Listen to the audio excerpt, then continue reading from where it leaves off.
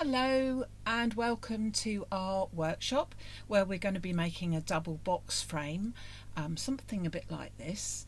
You will have received some details of cutting some things out, so today is really, the video is about how to score things, how to actually put it together.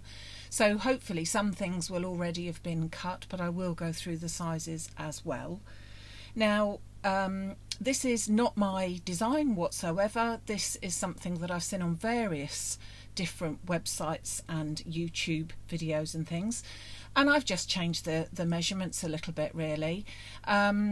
So this one is a 9-inch piece of paper that we need, so those will be something that you will have cut out already. I've made it into sort of a birthday card. I'll show you what I mean. So here we have our double frames. You've also got in your pack a sentiment verse stamp set. Now, you don't have to use that, but they work really well going in here. So I would suggest that it might be something you might like to use. Although this could equally be used for extra flowers. That type of thing would look very, very nice in it. Or indeed, a photograph or a painting or just your words or whatever. Sits up nicely. It really is quite a lovely thing. Now I have used the Maximum Craft large daisy and large leaf, and of course the sentiment, and I will have said to you to use whichever you want. You might want something more ornate, you might want a butterfly, you might want numbers, anything that can be had, and you've also got space on the back there to write your sentiment as well. So from your paper pack that you've got, now I've gone for a 12-inch paper pack because it gives us much more scope as to the different sizes, and I've actually done a couple of samples to show you using different actual measurements. So let me just show you those. Now, as I said, this is a 9-inch one, and in comparison, this is an 8-inch one. So same concept, you can see, but I haven't finished it, but this would be an 8-inch one. And then using 10-inch is even bigger.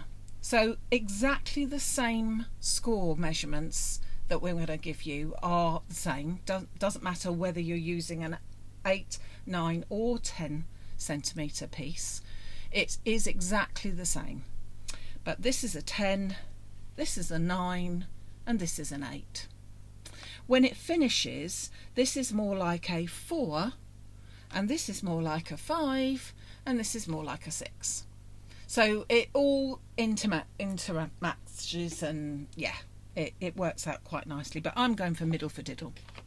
So I have said to you to choose 2 pieces of paper. Some of you have got a blue-green basis, and some of you have got a pink, purple, burgundy sort of basis.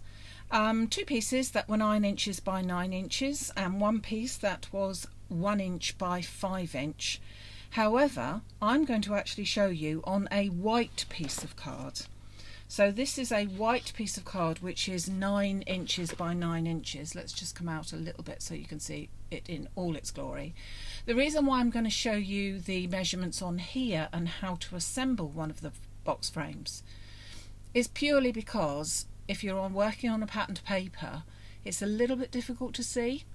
So I think that it might be better if I show you on here, then you can see what you're supposed to be aiming for, and from then on you can do your own actual patterned paper. Now your patterned paper is double-sided, so one side is going to give you a different pattern, a different finish than the other, so you will need to decide which way round you want to go with that. And you may prefer, when it comes to the matting and layering, as I said in my email to you, you may prefer that one of your layers should be a corresponding colour, one of your other pieces of papers in your paper pad, or even some perhaps silver, which goes with both of them, silver or gold, mirror card. So that's entirely up to you. Lots of different scope, lots of different ways to do it. However, only one way to do the actual box frame. So best of all really is to have one of this type, not this one, this type of paper trimmer which has a cutting blade and a scoring blade. Just makes life easy. If you haven't, you can use any of your scoring blades, and if necessary just be using your ruler and a scoring tool in order to do it. But I am going to pop my blade right out of the way because I don't want to be using that. And to start off with, I'm going to just point out to you again, which I often do with this one, let me just bring it back in closer to you so that you can see it, that this is the actual cutting line. It doesn't cut anything, but that's the cutting line. And then either side you've got your measurements, but particularly on this side we go up to approximately 1.5 inches. I am working in inches predominantly because it's an easy measurement in this case. There's no eighths, there's no sixteenths and things like that. They're just halves or quarters, so that's fine. I can manage, and I'm sure you can as well. So I will be using both sides of this just to make life a bit easier. So to start off with, I'm going to take the edge of my card and I'm going to put it past my cutting edge here and to the 1/2 inch on the other side. You can of course do it both sides. I just find it easier to do 1/2 inch and 1 inch on this side. So we're going to score at 1/2 inch. I'm going to then move it along to 1 inch. Then I'm going to turn it around and I'm going to do exactly the same. 1/2 inch and 1 inch. And then again 1/2 inch and 1 inch. And finally on the other side there, 1/2 inch and 1 inch. So that has got me, when I show the camera here, all those lines there. However, I want some more lines, so I'm going to put it back in, and this time I'm going for this side because it's a little bit easier to work with. So I'm now going to take this line to 1.5 inches. And again, using the scorer, I'm going to bring that in, and then I'm moving it along to 2 inches. So all in all, every side is scored at 1/2 inch, 1 inch, 1.5 inches and 2 inches. And that measurement is the same no matter what size piece of paper or card that you've started off with. So whether it is an 8, an 8.5, 9, 10 or whatever, the same measurements happen all the way round. 1/2, 1.5 and 2 inches on all 4 sides.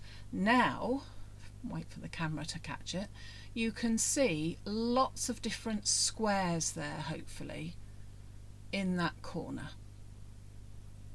Now before I put my scorer away, I just need to do one more little thing. And so I'm going to choose one side because it doesn't matter, they're all the same size. And I'm going to bring my scoring board down here. Let me just bring this up a bit so that you can see what I'm again aiming for. I'm going to bring it down to the bottom here, and I now want to take this edge to the 2.5 inch. Okay, shut that down, and then I'm just going to make a score past the first section and then just to the line of the second line. Again, let me just zoom in for you here. Hopefully you'll be able to see that. So just up to there. So you can see it's at 2.5 inches and I've just scored up to there. And then I'm not going to move it, I'm just going to go down to the other end here. I'm keeping it in the same position at 2.5 inches, and I'm going to do the other end, which is measuring from the second line down to the bottom. Then I'm going to simply turn that around and do exactly the same on the other side. So again, let's bring my scorer down. I'm going to bring this line here, this edge, to 2.5 inches, and I'm going to use my scorer up to the second line, and then I'm just going to take this up to the top, keeping it at 2.5 inches, and then just to the edge. And then let me show you what we're looking at there. Hopefully the camera will. Can you see my little, just a line that just goes up to the second bit there, and you've got lots of squares here. So I'm going to put a pencil line in so that you can see what it is that I am aiming to remove. So what I'm going to do now is I'm going to cut up that line that we've just scored, that little line there that we've just scored. Then going towards the outer edge, towards all of your crisscross of little squares, I'm going to cut diagonally from the point where that finished to the point here, and then up on that line there, and then across here. So I'm going to show you again here. I'm going to cut along this line here, which is just that short one up until the second crossover, diagonally back to that one, and then across here. Now obviously you won't be putting those pencil marks in. This is just to show you that all of this bit is going to be cut out. We don't want any of those bits. And then of course corresponding on the other side. So we're going to cut down here, we're going to cut diagonally across, up this bit and along to here. And finally we're going to cut along this bit here, diagonally across, up to the last of the grid of squares and straight across like that. Okay, so we again will not need that bit nor that bit. We will be cutting those pieces away completely, and I'm just going to get my little scissors in order to do that. So up to that point, diagonally across to the next corner, up and straight across here. And then we will repeat on all of those pieces. Once you get the hang of it, it's quite simple, and you've got 2 to do, so just take your time, and once you know what you'll be looking for in order to what to cut away and what not, I think you'll find that it's really quite simple. So up on that line, across the diagonal, up on that line, and then remove all of the squares. And you end up with something looking a bit like that. And all of those pieces are rubbish. So we're now going to assemble our frame, and first of all we're going to get our bone folder and burnish all of our score lines, so making sure that they are really nice and crisp will make all the difference. All of this sort of thing does with a score line. So I'm burnishing all of the edges. Now when it comes to putting your frame together, you could either use wet glue, which is what I'm going to do, or you could of course use a very strong double-sided tape like red tape or power tape, something like that, whichever is your preference. But I'm going to use wet glue. Now you can see that we've got these 2 sort of shaped edges, but we're going to start off by doing the edges that are completely, I was going to say square, but they're not, they're rectangle, aren't they? But that shape as opposed to the patterned. So I'm going to fold that up a minute, and I'm going to put glue on the outside of this piece here. So this is the outside edge. I'm then going to fold that in half and then over, and then press down. Now if you've got your tape, you're going to get an instant adhesion, but if you've got wet glue, just want to make sure that you don't start moving it before it's quite ready, and then when you see, you'll be seeing it like a little tube. That's how it will stick. And then the same on this side, glue onto this outer piece, the very last edge, fold it in half and then over completely, and then press down firmly, and then you will have sort of two tubes as such either side.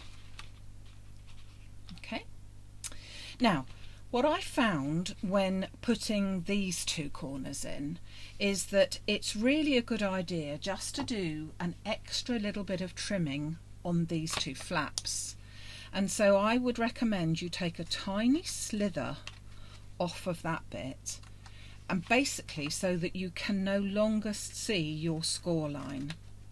Obviously in my case there's a pencil mark there, but I do find that if you can get away with it, it just gives you a much better finish if you take just a tiny slither and make sure that you can no longer see your score line.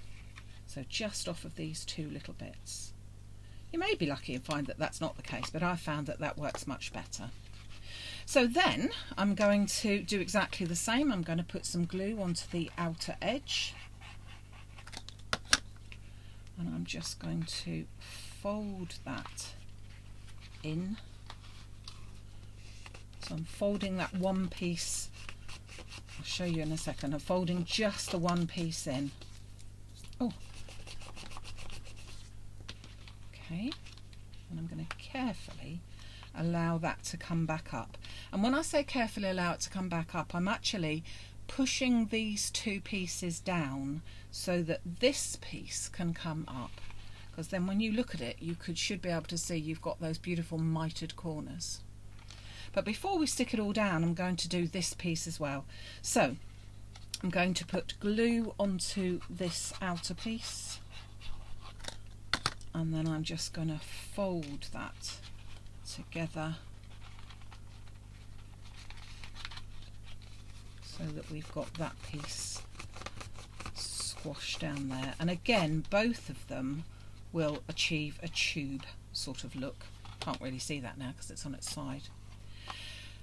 So I've pushed those two pieces slightly away so that now, if you look at all the corners, these straight pieces are underneath the corners here and here. I'm then going to put a little bit of glue on a sort of triangular area where I can see that my mitered corners are going to be, and then I'm just going to simply push them together and then just hold them. Now, depending on, I do recommend that you use glue, wet glue, for doing this particular bit. You could have used, obviously, as I said, the power tape or extra sticky red tape for the other bits, but you really need a little bit of wriggle room rather than the grab that the wet tape will, that the extra strong tape will have. Once it's caught like that, you can then turn it over and then just give it a bit more pressure by pushing down. I'm going to bring that back. You can then see you've got that beautiful little mitered corner. And as I said, you can make these any size. The only thing that you need to remember is the half, 1, 1.5 and 2 inch measurements all the way around, no matter what size it is, plus the extra little 1/2 inch bit that goes up to the top there. The only difference will be how big your piece becomes in the middle, depending on what size paper or card you've started off with. Now, I have actually done my own ones here. So I've chosen my 2 blue patterns. So these are my prototypes sort of thing here. And we have just got to put our spine on the back. Now the spine on the back, which was 1 inch by 5 inches because of what size this is ending up in, I've scored it at 1/2 inch. So all the way down I've scored it at 1/2 inch. And you just need to make sure that the bit that's going to face the outside world is the right pattern. So we need to have our spine that side round as opposed to that side round. Okay, so I'm going to fold that up so that I have got the wrong side showing and put some glue onto one side. Whoops.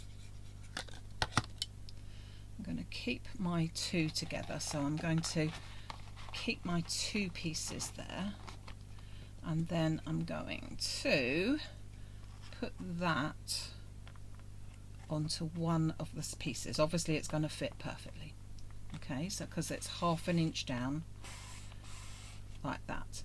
Now keeping this bit folded, can you see what I mean, that this bit is folded in half, and then going to turn that around, and then I'm going to put the glue onto this piece. This is the actual box, and then I'm going to stick that down onto there.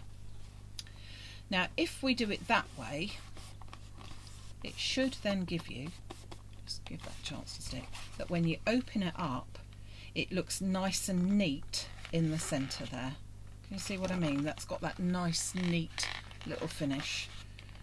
Just got to hold it there just to let it grab. I think I was a bit over ambitious as to how quickly that was going to grab, so I just pushed out on there. And then we've got fun bit, the decorating bit. So, as you can see what I mean there. Inside, I think, first. So inside we have cut ourselves from the Vanilla Crush card some pieces which are 3 and 3¼ was it? Let's have a look, shall we? Let's have a look. No, I beg your pardon, 3½. 2 pieces which were 3½ by 3½, and I have already taken one of my verses and I have already stamped, and in this case I've done it with VersaFine Clair Twilight, so it is a bluey colour. Now at this stage you can interpret this how you will. You don't have to use the sentiment. You can put a sentiment, happy birthday, from your things, or have a great day, whatever it is, on one side, that on the other. You can have flowers, you can have photographs, as I said, whichever you fancy to do. So the Vanilla Crush card that I've used is actually a watercolour paper, but I really liked the colour of it being slightly off-white and the texture on it, hence why we've got it. I didn't feel that either of these papers were bright white, and so an off-white I felt was better, and I liked a little bit of a texture, so that's what we've gone for. So trying to aim those two together, so that gives us our inside. Shut that up again and pop it to one side. Now for me, I decided that I wanted a piece of coordinating colour, so I've chosen one of these honeydew cards. So this is honeydew green, and again a piece of Vanilla Crush. So I've got for the outside a 4¼ of my honeydew, and these Vanilla Crushes are just 4. Making sure that you can get that all out of your one piece of card. So I'm just going to put those straight onto there. One for the back, and then this one I'm just going to give it a second to just check where we're going. So I'm going to go like that. That's where we're going. Now this one you might not wish to do. This is to put your sentiment or something on the back, but if you don't do it, you will need to think about where you're going to put your ribbon. So you could just have it as one plain colour, or in my case I have made another Vanilla Crush and I want to put it on there like that because I think that looks quite good. So I'm just giving you the options to think about when you put it together, and because you're watching this on a video, you can stop and start it, of course, whenever you wish. And don't forget to save it in your YouTube videos. So let's think about our ribbon. Now, depending, some people have got pink ribbon, some people have got white.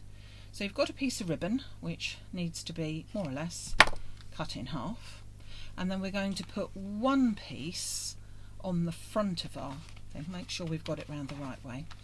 One piece is going to go here and one piece is going to go onto the back. Now, when it goes onto here, I'm going to take some power tape and I'm going to put two pieces on for power tape, and I'm going to put one piece that will be that way round, so more or less in the middle of the card. And let's just grab a pokey tool. I've dropped my other one on the floor. Let's have one of this instead, just to remove this. There you go. And then I'm going to put my piece of ribbon onto there, onto that bit. But then I'm going to get another piece of power tape and I'm going to go over that way so that I can stick that down there. And then I'm going to remove that tape and I'm going to just then, that gives me a free edge there, and then I'm going to stick this, but obviously I'm going to put glue onto it. So I'm just going to put glue onto that bit there. So that's onto the front of the card. And then I'm going to put this on the back, and of course this time my ribbon's got to come from this way. So I'm going to put that onto there. Put it around the other way now, doesn't really matter. And I'm just going to, oops, would be better if I had a pokey tool there, wouldn't it? And so the other piece of ribbon on this side, catching that down first, and then put that over that way. Doesn't really matter. Just put that over there, and then stick my other piece onto it here. And again, that will cover that nicely at the back, and you can write your words or something. If you were actually going to have this standing up, you might want to put your words, which sort of hidden slightly really, or you could put your verse even on here. Okay, and then finally, as I said, you need to decorate with some sort of sentiment or whatever.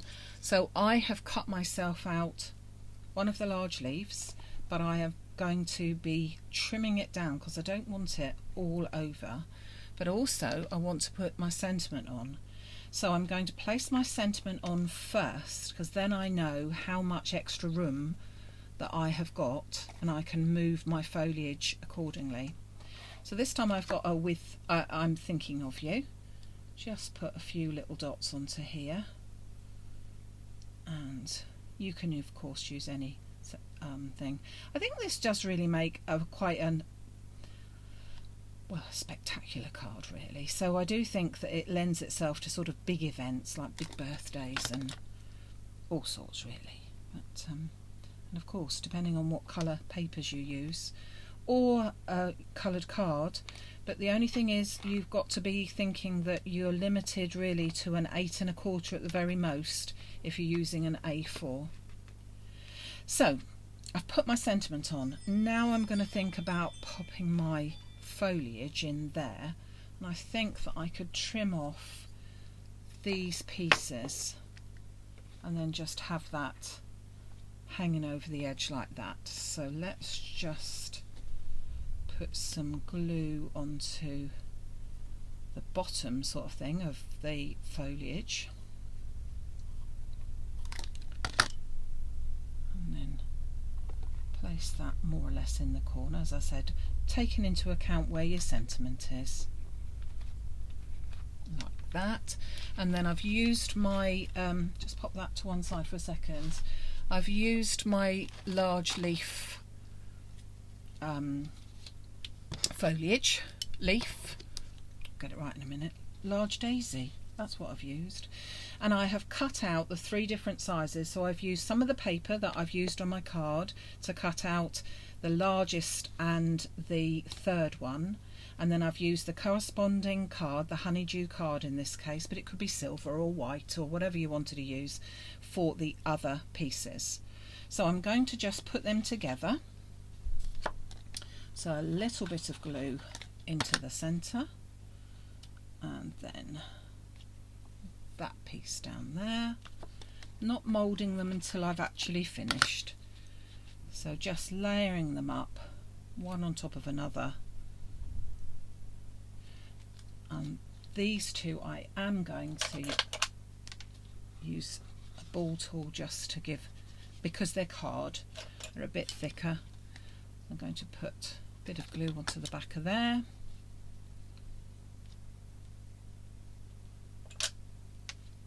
Just hold that down. And then finally that one goes into the middle of the main daisy.